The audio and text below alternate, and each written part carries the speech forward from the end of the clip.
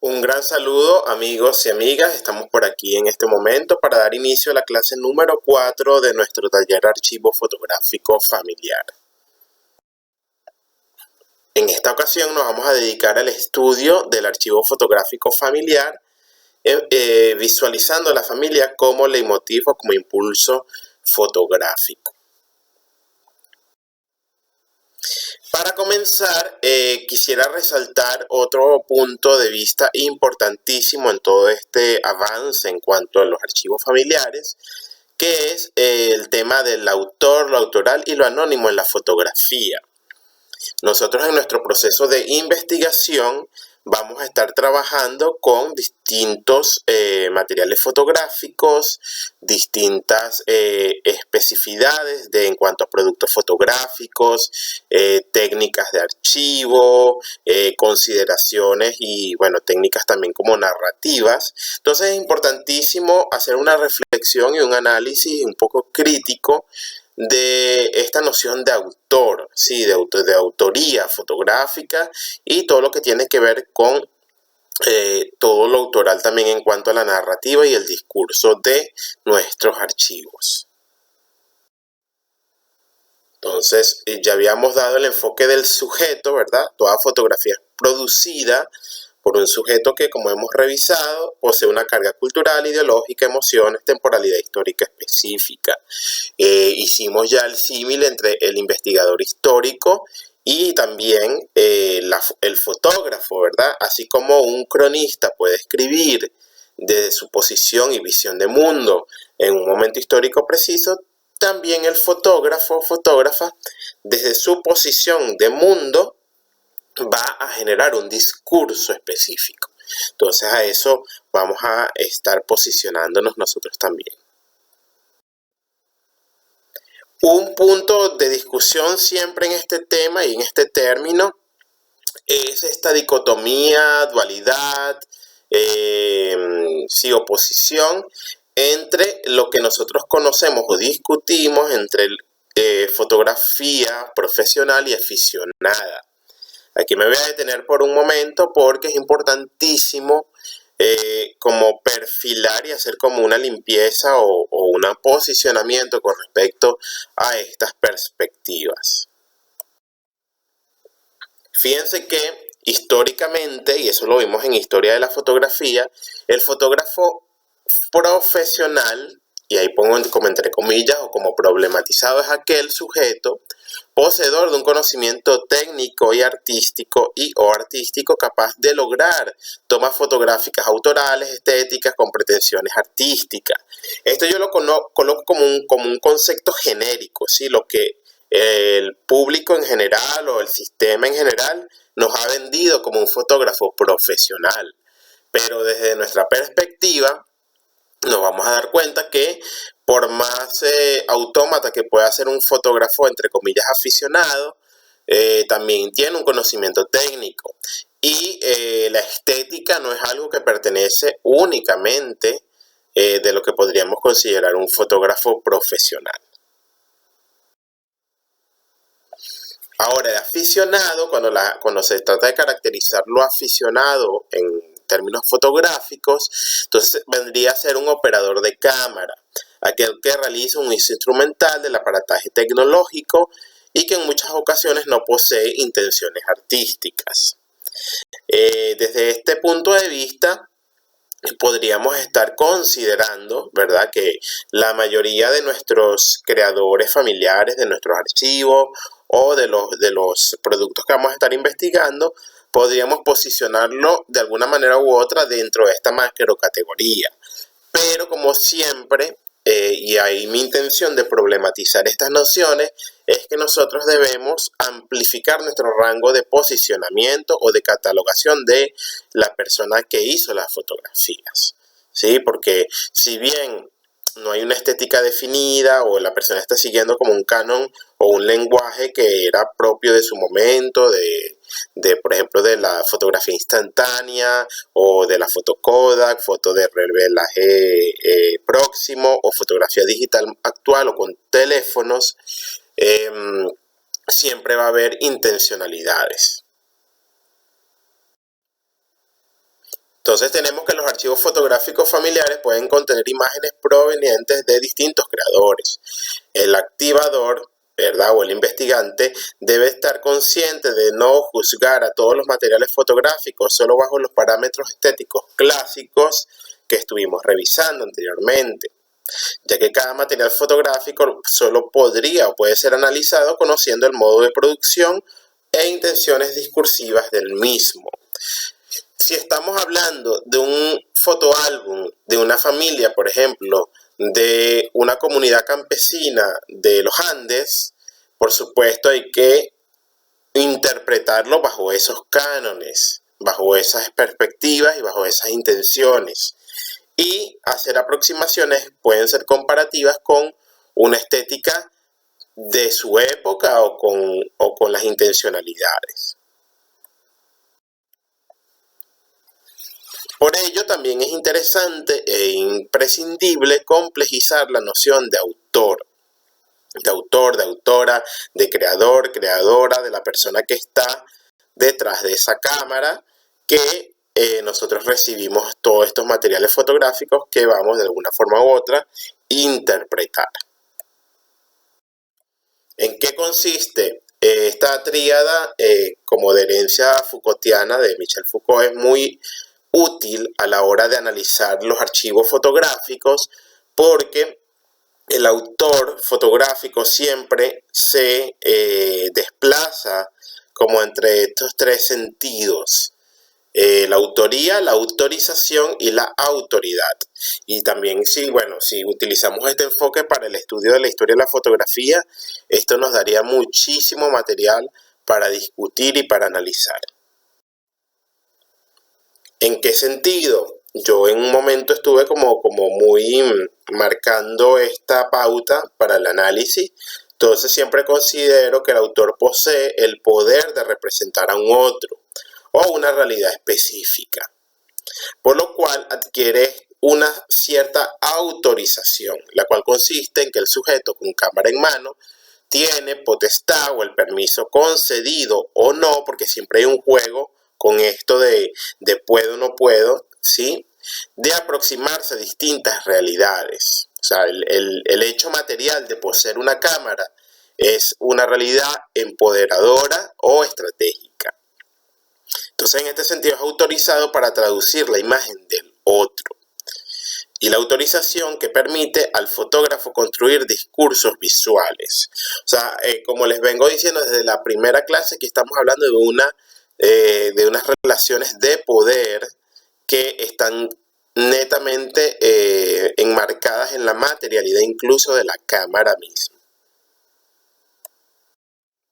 Bajo este sistema vamos a estar de alguna forma u otra constituyendo una interpretación que nos permite amplificar este rango crítico y de posicionamiento.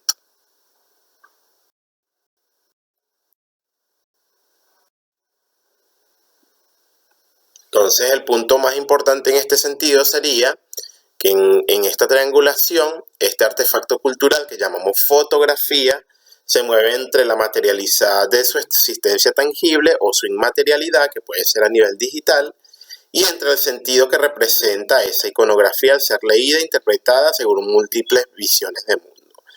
Ya este punto más a profundidad es el tema ya centrado de la siguiente clase, donde ya partiendo de este sentido de la fotografía, vamos a estar leyendo los significados, deconstruyendo los significados a partir de técnicas y metodologías ya un poco más lingüísticas.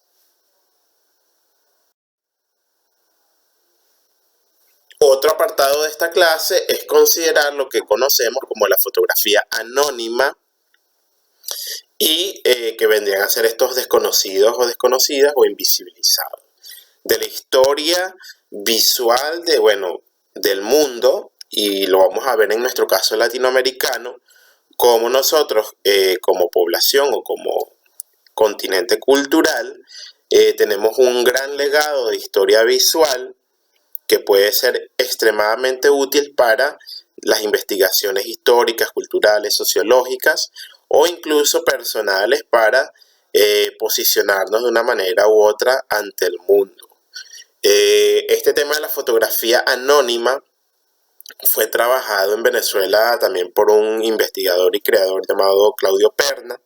Yo les voy a buscar un catálogo de su exposición Fotografía Anónima de Venezuela para hacérselos llegar, que es muy útil también como para tener un referente histórico al respecto de esto.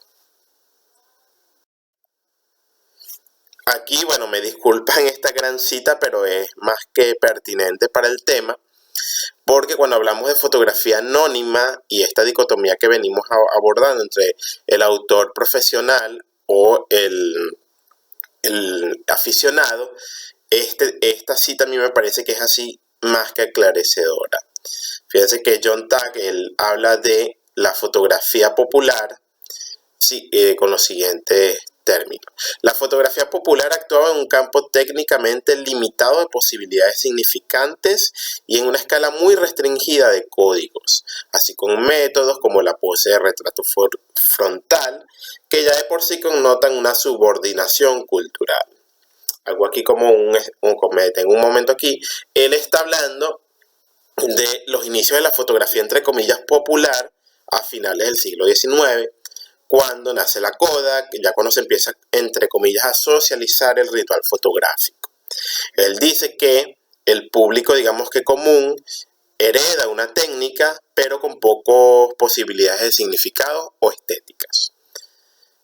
Continúa diciendo, al asignarle una posición legal inferior a la de fotografía comercial o denominada fotografía artística, aquí hace una diferencia entre lo que eran los fotoestudios y los artistas per se, y situarla por definición en posición inferior en un territorio de producción cultural cada vez más estratificado. La práctica fotográfica no profesional quedó en gran parte limitada a los estrechos espacios de la familia y del ocio mercantilizado, que imponía sus propias restricciones, vinculándolas al consumo, incorporándola a una división familiar del trabajo y reduciéndola a un repertorio embrutecido de estereotipos que han sido legitimados. Esta es una cita del libro de John Tagg. A mí me parece muy pertinente desde su posición materialista y crítica, porque él nos habla de que si bien el ritual o la fotografía comercial permitió que esta técnica llegara a muchos estratos sociales, también habla que eso también impuso una subordinación de lenguaje fotográfico.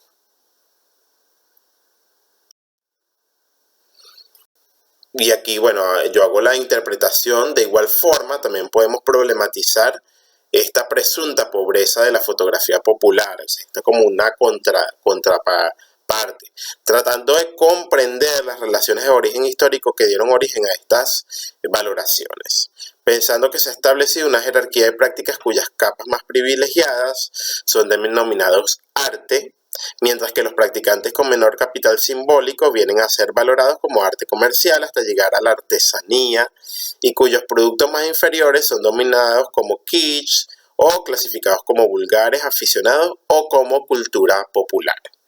En este sentido, hay que tener como mucho cuidado de la forma en que nosotros catalogamos nuestros archivos o las obras de nuestra familia o de fotógrafos de nuestros pueblos o comunidades, porque siempre va a haber como una catalogación que no es natural, sino que ha sido culturalmente asignada. Entonces los archivos fotográficos familiares y el álbum de familia, de alguna forma u otra, podemos utilizarlos para diversificar estos puntos de vista, que son extremadamente importantes en nuestro momento histórico.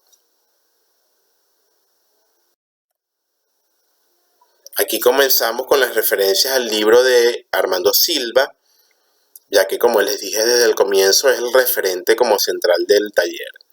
Creo que el interés renovado por el archivo y la memoria también se relaciona con la conciencia de fragilidad y efemeridad de varios aspectos de nuestra sensibilidad contemporánea, en la cual la presencia de nuevos medios electrónicos y la construcción de una vida urbana sin centro único, descentrada, pueden construir dos de sus máximas expresiones.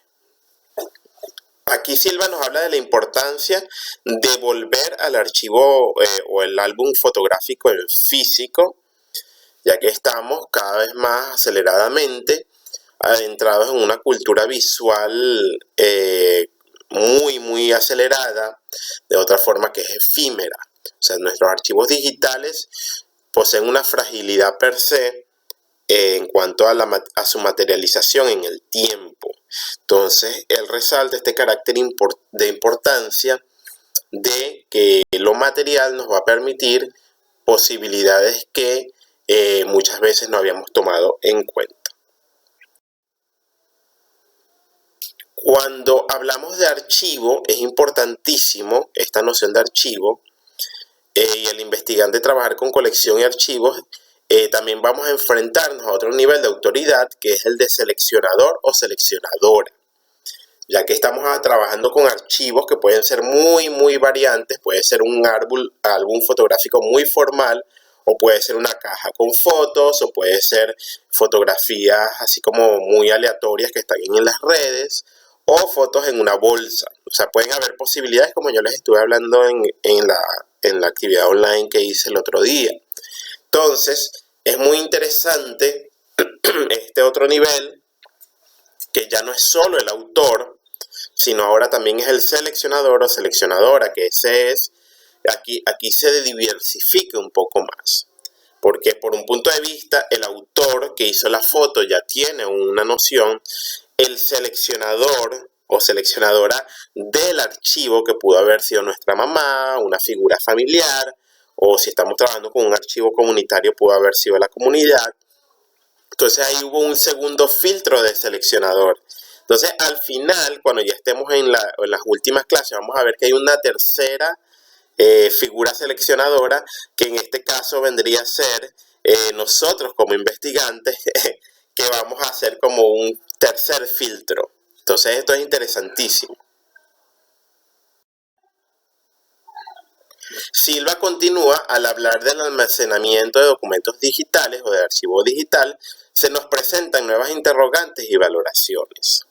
El almacenamiento digital trae otras formas de pensar y valorar lo que archivamos, ya que gran cantidad de las fotografías digitales pierden su capacidad de ser vistas y contempladas en totalidad. Son tantas y es tan frenética su producción que están ahí, más bien para ser almacenadas. Su poseedor las tiene que saber que están ahí. Las tiene para saber que están ahí. Es decir, se diversifica y se va modificando esta noción de almacenamiento. También la producción es muy diferente. Todos recuerdan que cuando teníamos cámaras analógicas, el rollo o el carrete tenía un número limitado. Ya desde ahí nos está dando un límite y un almacenamiento reducido. Y luego, con la fotografía digital, el juego cambia y tenemos como una hiperproducción de imágenes fotográficas que vamos a almacenar. Entonces, en este sentido, el álbum se constituyó como un objeto para ser contemplado y valorado por su contenido cultural, y a su vez una compleja estructura narrativa y su capacidad para contribuir a la preservación de la memoria. Entonces, estos investigadores e investigadoras ponen en cuenta que el álbum no es solo una cosa donde yo meto fotos, como podría ser una caja, sino que ahí ya nos está hablando de una estructura narrativa que es compleja por sí misma y que nosotros como investigadores debemos saber cómo afrontarla y bien valorarla.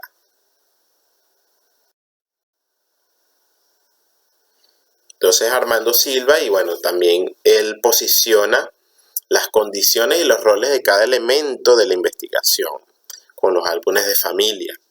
Fíjense que hay que, por supuesto, definir a la familia, ¿verdad?, los rangos o posibilidades como un sujeto representado, ya que nosotros estamos haciendo un primer corte temático. Aquí no estamos hablando abiertamente, podría ser, no sé, del paisaje cultural, de la economía del momento. Aquí estamos centrándonos en la familia.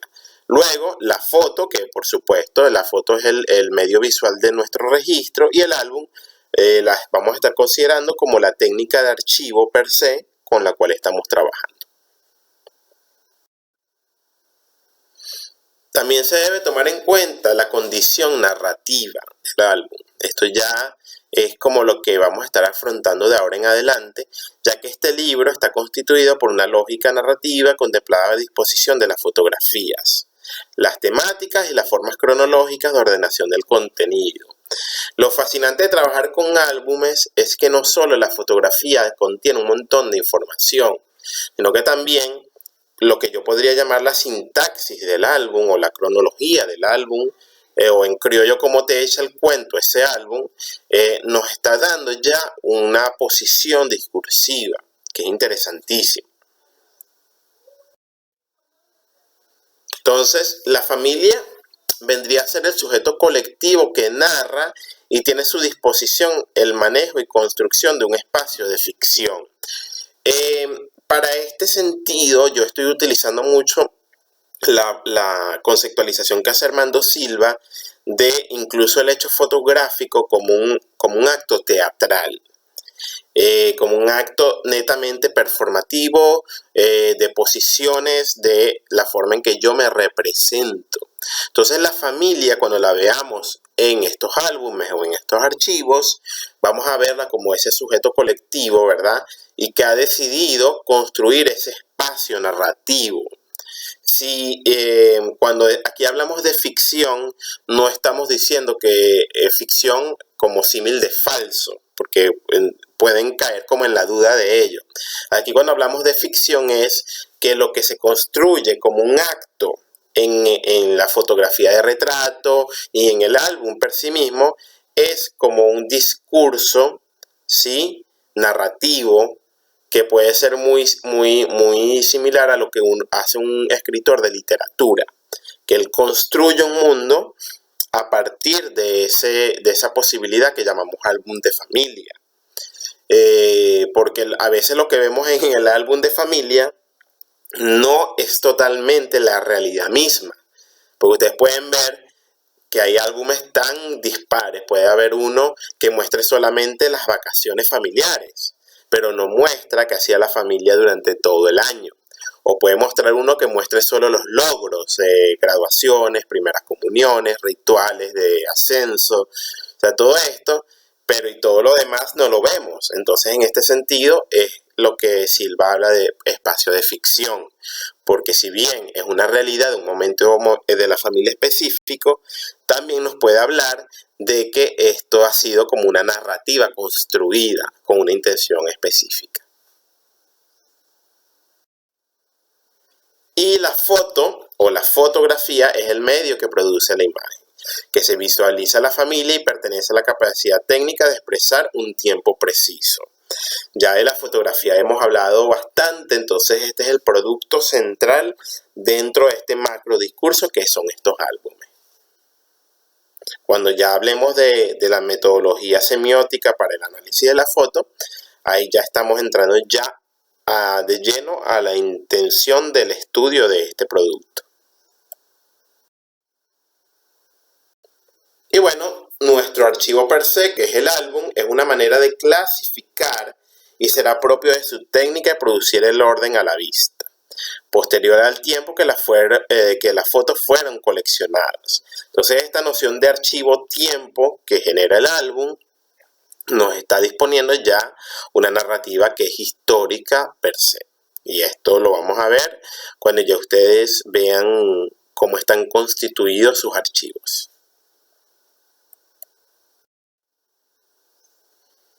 Uno de los aspectos más interesantes y más poderosos de todo este trabajo de archivo es la narración, ya que es el relato y entrega a sus narradores la potestad de manejar historias en las que se envuelve la familia y que han merecido su archivo como imagen. Fíjense que En la medida que nosotros estemos haciendo este trabajo, ustedes van a estar en contacto, puede ser con su mamá, con un familiar, con un tío, tía, un hermano, como sea el caso particular de cada uno. Y esa historia, esa narrativa que ellos van a construir con ustedes, que puede ser bajo una entrevista abierta, focalizada, como ustedes decidan, yo les voy a dar las posibilidades en la clase número 6.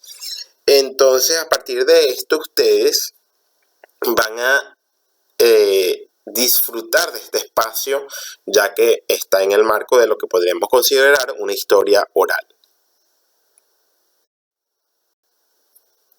También es indispensable que el investigante logre identificar quién es el narrador del álbum, quién lo armó. Esto es clave. Que ustedes se pregunten, incluso si tienen solamente una bolsa con fotos, que ustedes pueden decir, bueno, esto está como muy desordenado, pero incluso esa persona decidió que esas fotos tenían que permanecer en la historia, o quien las subió a su red social. Entonces, ya que esto otorga a la investigación muchas ventajas para la comprensión del archivo fotográfico en general, también se hace necesario diferenciar entre narrador y relator. El narrador es aquel que armó el álbum y que le dio o le da un sentido. Y el relator también puede ser la persona que se encarga de hablar por el álbum, de otorgarle palabras a las imágenes. Podemos tener el caso de que el narrador sea el mismo relator, por ejemplo. Si mi abuela armó ese álbum y yo la consigo en este momento, ella me va a contar, entonces va a ser narradora, relatora. Pero puede ser que yo haya heredado un álbum de mi tío abuelo, que tiene una antigüedad larga, y que mi tío, ¿sí?, su hijo directo, sea el relator. Entonces aquí vamos a estar identificando esas categorías. Entonces ahí tenemos toda esta diversidad histórica y estética fotográfica que podemos conseguir. Entonces para ello es necesario utilizar la categoría que Armando Silva establece en su libro. Él nos habla de puntos de vista que vendría a ser lo siguiente. Al establecer un punto de vista como categoría analítica, podemos recurrir a las formaciones discursivas que están dentro de este álbum de familia. Podemos definir como punto de vista toda manera de configuración discursiva del álbum, ya sea por edad de la persona que narra el álbum, su sexo, región cultural, etc. Ya que la forma en la cual se dispone el material fotográfico ha sido ordenado de acuerdo a distintos puntos de vista. Los puntos de vista vendrían a ser como conceptos de álbum. Y son importantes porque, como yo les dije al inicio, nosotros vamos a hacer un trabajo de ir refinando todos estos materiales. Es decir, muy bien, podemos conseguir un archivo o un álbum que sea netamente cronológico, enfocado en las edades de los niños, de la familia. Pero también puede ser un álbum muy variado y nosotros decidimos seleccionar ese punto de vista. Si está enfocado en las mujeres de la familia, bueno, ese es un punto de vista del que armó el álbum. O de viajes, entonces ahí vamos viendo ya estos puntos de vista. Podemos destacar los siguientes puntos de vista, que bueno, esto nace del trabajo de Armando Silva y que lo vamos a ver porque es algo natural de los álbumes. Podemos ver punto de vista social, clases sociales, actividades sociales, punto de vista regional, pueden ser zonas geográficas y culturales, punto de vista generacional. Este es muy interesante porque siempre nos va a estar mostrando las edades. Punto de vista de género, o sea, si se muestra lo femenino o lo masculino en supremacía en un álbum o no. O el punto de vista territorial, que vendría a ser cómo se valora una territorialidad a partir de un álbum. Los aspectos importantes o posibilidades de representación de estos archivos familiares son, de por sí, son extremadamente poderosas, diversas y complejas. Lo interesante es ese punto de vista que nosotros vamos a detectar en estos álbumes y de una forma u otra cómo nosotros vamos a estar identificando estas pluralidades discursivas que el álbum tiene. Fíjense que podemos conseguirnos cosas tan interesantes como las mascotas, cosas que queremos, el escenario fotográfico y objetos, ritos familiares, esto es lo más abundante, lo que llamamos rituales de paso, que son bautizos, primera comunión, matrimonios, muy asociados al catolicismo, dependiendo de la cultura en que las estemos analizando. Poses e identidad nacional, también vamos a conseguir cuestiones incluso políticas, nacionalistas, los símbolos patrios, poses por género. Aquí esto es interesantísimo a la hora también de hacer un análisis de punto de vista. Todos los símbolos de poder o de ascenso, diplomas, grados, paseos, fiestas que pueden ser familiares o colectivas, como rituales colectivos. Y bueno, también hay cosas como de estatus o de simbología con santos o políticos, o temáticas como deportivas, de entretenimiento. O sea, las posibilidades ahí ya vamos a estar viendo que son extremadamente amplias. Entonces mi invitación, ya la asignación número 3 va a ser más compleja porque yo les voy a poner a identificar, hacer como ya una visión más centrada en su archivo e ir identificando todos estos puntos de vista, los autorales, estos puntos de vista que ustedes pueden ver en sus álbumes y la supremacía de una de estas categorías y por supuesto las otras que van a ver en sus archivos.